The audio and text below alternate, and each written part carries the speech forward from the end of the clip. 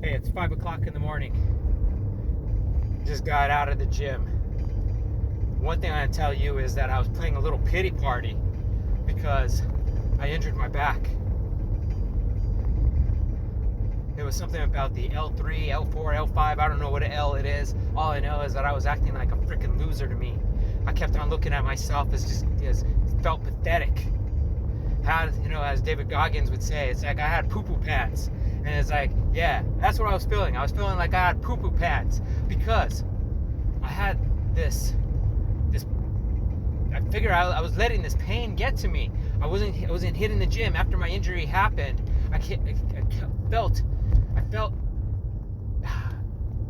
God, it was like I felt like a loser. I felt like an idiot. I felt like I couldn't accomplish anything because I was going to a national weightlifting competition and I had to bail out because of this injury, because of I have a herniated or a bulging disc, whatever you want to call it. And the thing is that I don't let anything stop me because I figured life is too short, and I'd rather be dead than not have a barbell in my hand. And I had to let that ego go because that ego was always getting me in trouble, because the ego is saying, oh, let's go ahead and impress a person, and then I ended up tearing a pec tendon. Oh, let's go ahead and push yourself because life is too short. Well, you know what? Yeah, life is too short, but sometimes in life you have to go ahead and check that ego, thinking like saying, hey, who are you competing with? You're competing with yourself. And are you looking at you're doing this because you want to go ahead and impress, or are you doing this because you want to get a medal? Because anything in life, it's about improving yourself every single day. But when you get stuck in your head, you're realizing that you're dead, because when you're in your head, you're dead. Because in reality, and it comes right down to it, is you think, you overanalyze, and this is where you get in trouble with life. That's why I'm just saying, let go of your freaking past. Let go of your issues that you're dealing with. Just be free. Because when you're free from all those things that are preventing you from achieving what you want out of life, you'll be able to fly. You're like a bird. And being a bird, you're having this weight that's being put on you. And if you look at it like a pigeon, as an example, a pigeon can fly, but the pigeon are always on the ground, always eating. They look like little fat rats. That's all they are, with rats with wings. And they're just over there just grabbing all the little stuff that's on the ground. Where you look at it as an eagle. An eagle is bold, big, badass, and they fly above the clouds. And the reason why is because that's where they live their lives, above the clouds. People don't realize that they mate above the clouds. They soar above all other animals that are out there that are of the bird prey, because they are badass. And that's the reason why in the United States, that is our national bird, because we are badass. And the thing is we want to achieve more in our life. When you look at life itself, that if you have been burned, you have been hurt, you have been whatever it might have been, where you felt like you were just brought down to your knees, you were like the phoenix, because the phoenix, you're rising from the ashes. And using all those issues that you have dealt with in your life, use it as fuel, but don't use it as a crutch. Because I'm going to say that I used that as a crutch. I kept on using that as my identity, as I'm a divorced man. Relationships are difficult for me. The thing is like, I have to reframe that. I am not a divorced man. I am a single man living my life with freedom and on purpose.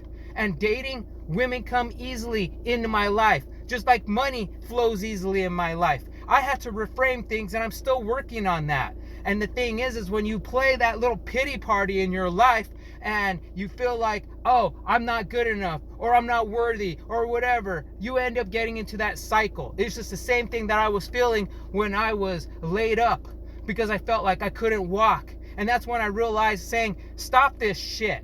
The thing is I was going in my mind thinking that I need surgery, when in fact, I don't need surgery. The PT's therapist that I'm working with said, no, you don't need the surgery. And then the doctor said, you don't need therapy. And then I'm thinking, like, in my mind, I'm thinking, I need to go see a specialist, because I don't believe them.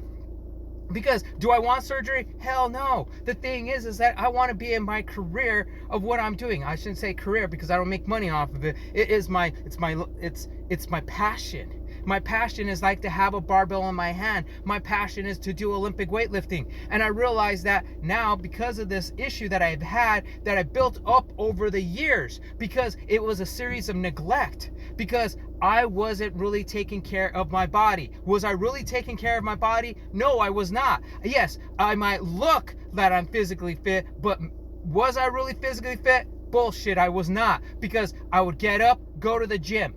I would not stretch. I would not foam roll. I would not do any massage. I didn't do any chiropractic care. I did that for fucking years. And what ended up happening is it basically, your body takes a toll on that because it's a serious neglect. That's the thing when you got to look at your life. You got to go ahead and take care of yourself mentally, physically, and also looking at the emotional side too. When you're dealing with something, being able to have someone that you could talk to. I'm not saying that being able to talk to your friends, that's cool and all that, but also too, they also have their own agenda because they want to be heard too. Finding someone who that will listen to you, talk to them, and being able to say, hey, just listen to me, because that's what they're being paid for. They're listening to you, and they're not giving you the answers. They're just there as a sounding board. That's a beautiful thing to have that. And if there's nothing wrong with finding counselors, coaches, whatever that are out there that are trained that can go ahead and push you to the next level in life. That is when you kind of look at it. It's like for myself, I had this ego because I was thinking like, hey, I know everything, or I felt like I knew everything, especially when it came with weightlifting, and especially when it came with nutrition, especially when it came with sleep, when it came down to breathing. Think I know how to breathe? I've been breathing for 49 years of my life. I know what the hell I could breathe. But in reality, I wasn't breathing correctly. I wasn't breathing to where I can go ahead and just be able just to be in be in the moment where I could just breathe and not have my mind start analyzing things, thinking about things, just being in that moment, being able to meditate. And I realized for myself, meditation has only worked for me when I'm in cold extreme water, and when I'm able to get out of that initial shock of the cold water, I could just relax and breathe. And because I feel like the comfort of the cold is numbing everything else. It's not only numbing the pain that I'm feeling, but it's also numbing the pain of my life. And that's when I started realizing I need to stop running away from all the shit that's been going on in my life and start addressing it. I started realizing this after I had the injury, after I had this amazing relationship that I really desired and wanted, and it kind of just disappeared, kind of just faded away. And yet the thing is I had a conversation with her because she was the one who was telling me about my nutrition, telling me about my sleep, telling me about a lot of my healthy habits, and realizing, yeah, she's exactly right. And that's what I realized, saying, hey, I'm giving up all of my ego just to go ahead and just saying, yes, I need some assistance. Can you please assist me? And that's a thing where you got to realize in life that sometimes you have to let go of your own personal beliefs of like, oh, this person did this to me, this person did that to me, they mean this, they mean that. You put a meaning to shit that does not have to have meaning at all. And I know we all do that because we're meaning making machines. When a person sends a text, we make it think that it means this. We make assumptions, and you already know what assumption means. You're making an ass out of you and me. And that is a thing that in reality, it's all about how you perceive things. It's also about when you're communicating with a person, everybody's going to be from their own view of the world, is they're going to be able to see that information that's coming in. Also too, is what you get back is almost like it's your own self-awareness of yourself, to find out, how am I really communicating? What am I putting out? How am I addressing these things? Because it's not about it's about the meaning that you're putting out there. Meaning, I'm just saying, like, how your intent and how you're communicating, but also how it's received. Because I might say something, but also too, a person might receive it a totally different way. That's when you have to have a meaningful communication. And I'm letting you know, texting is not communication, because there is so much far between. When you have a phone call, it's so much better. But face to face, you can look at the body language, you can feel the energy off of the person, and most people don't do that. And this is where I'm making a stance going forward. texting, I am not going to use texting. Texting is just going to be for quick information, and that is it. I have to go ahead and take on the military mindset, because in reality, the military does not use texting for information that's very important. They might go ahead and give the coordinates or whatever it might be, but in reality, they have that verbal communication. If you tell some of you're a commander and you're telling some of these people to do certain things, you're not in the situational awareness of the situation right there, and you're not aware of what's going on. I've talked to a lot of people that commanded people in battle, and it's about that communication. It's everybody being in unison with each other, being able to breathe, because they can be able to anticipate the moves that the other people are doing it, because the thing is that they got your back.